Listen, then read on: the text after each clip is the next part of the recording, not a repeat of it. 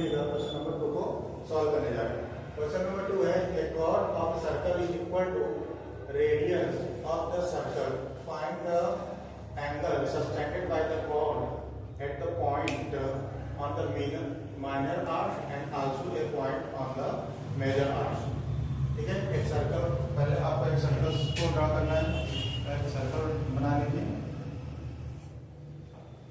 ठीक है, अभी सर्कल में बोल रहा है कि एक कॉर्ड है, तो ये कॉर्ड, ठीक, अब ये कॉर्ड क्या कर रहा है, एक सेंटर है, इस सेंटर को कॉर्ड को मिला दीजिए, इसको अब बोल रहा है कि जो रेडियस है इक्वल है, तो कॉर्ड और circle is equal to radius of the circle.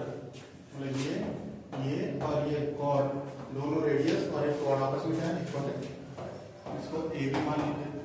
अब बोल रहा है कि find the angle subtended by the chord at the point on the minor arc, मतलब एक माइनर आर्क निकालना है, एक मेजर आर्क, मतलब ये एंगल यहाँ का फाइंड आउट करना है। ये माइनर आर्क हो गया और एक मेजर आर्क निकालना है, ये मेजर आर्क हो गया। ठीक है, इसको मान लेंगे ए बी सी, इसको मान लेंगे डी।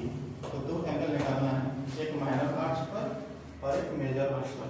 तो हमको पता है जब हर ए ओ बी इक्विलैटरल ट्रायंगल है, तीनों साइड्स जब बराबर होते हैं ट्रायंगल में, तो वो क्या होते हैं, इक्विलैटरल ट्रायंगल। इक्विलैटरल ट्रायंगल में क्या होते हैं, हर एक एंगल 60 डिग्री होता है। ये भी 60 डिग्री, ये भी 60 डिग्री, ये भी 60 डिग्री होता है, ये आपको मानना पड़ेगा।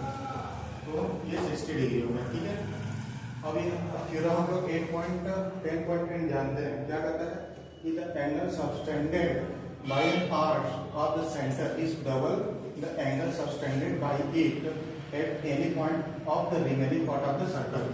तो ये आपका कहाँ पर है, ये एंगल सेंटर पर एंगल है। ठीक है, जब हम लोग सेंटर पर है तो remaining part of the circle, centre को छोड़कर किसी और पार्ट पर हम यदि उसका एंगल निकालते हैं तो क्या होगा, सेंटर का आधा करना पड़ता है। तो सेंटर का आधा कितना होगा, ये सेंटर का एंगल 60 डिग्री है, तो 60 का हाफ कितना होगा, 30 डिग्री। तो ये हो जाएगा 30 डिग्री। तो हम लिखेंगे angle A O B equal to दिया 60 डिग्री। ठीक है, तो हम लिख सकते हैं theorem, angle A O B equal to लिख सकते हैं 2 into angle A C B, theorem 10.8। NCERT में ये थ्योरम यहाँ पर। ठीक है, ए ओ बी का वैल्यू कितना दिया, 60 डिग्री, तो 60 डिग्री रख दीजिए, एंगल ए सी बी।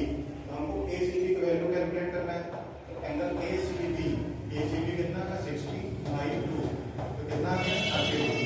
तो एंगल ए सी बी आ गया 30 डिग्री, ये आ गया 30 degree.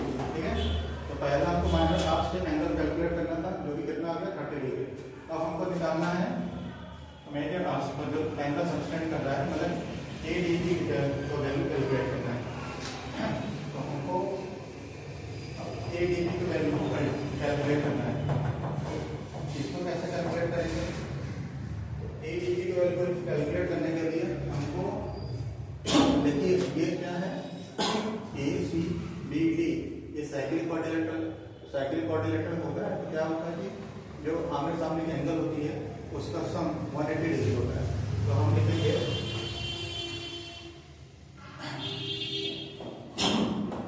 Angle A C B plus angle A D B equal to 180 degree.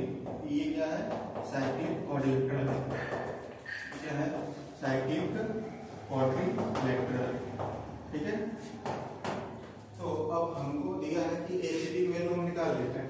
A C B की वैल्यू कितना कन्वर्ट किए थे, 30 डिग्री। तो ए सी बी की वैल्यू हमको पुट कर देंगे 30 डिग्री। ठीक है, हमको निकालना है जिसका ए डी बी की वैल्यू निकालना है। तो angle A D B 180 degree, तो ए डी बी वैल्यू क्या आएगा, angle A D B equal to 180 degree minus 30 degree, इसका वैल्यू आ गया 150 डिग्री। तो हमारा दोनों एंगल जो निकालना था, पहला निकाला 30 डिग्री, प्लस माइनर आर्क पर एंगल निकाला जो कि 30 डिग्री है, और तो मेजर आर्क पर एंगल निकालना है, मतलब ए डी बी की वैल्यू हो गया कितना आ गया, 150 डिग्री। तो इसका एंगल कितना आ गया, 150 डिग्री। ठीक है, तो ये आपका आंसर आएगा 150 डिग्री। ठीक है, तो एक बार और समझ लीजिए। तो ये क्वेश्चन में पहले आपको फिगर ड्रा करना है। बोल रहा था कि जो कॉर्ड है वो सेंटर पर एंगल बना रहा है और उसके रेडियस और कॉर्ड इक्वल है, तो तीनों दो रेडियस इक्वल है और एक कॉर्ड इक्वल है। मतलब ये क्या है, कौन सा ट्रायंगल है, ये इक्विलैटरल ट्रायंगल है।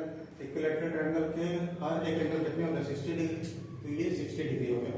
और 60 डिग्री का हम हाफ करेंगे तो ये आ जाएगा ACD की वैल्यू। ACD की वैल्यू कितना आ गया, 30 डिग्री, ठीक है। तो ये 30 डिग्री आ गया, ठीक। अब हमको पता कि तो ACBD है ये साइक्लिक क्वाड्रिलेटरल है। ठीक है, साइक्लिक क्वाड्रिलेटरल होगा तो क्या होगा, ये C और प्लस D जो एंगल होगा उनका सम 180 डिग्री होगा। तो इसको मैं जब सॉल्व किया तो 30 को माइनस कर दूंगा 180 से, तो 150 है। मतलब इसका एंगल कितना है, 150 डिग्री। तो ये दो एंगल हमको कैलकुलेट करना था।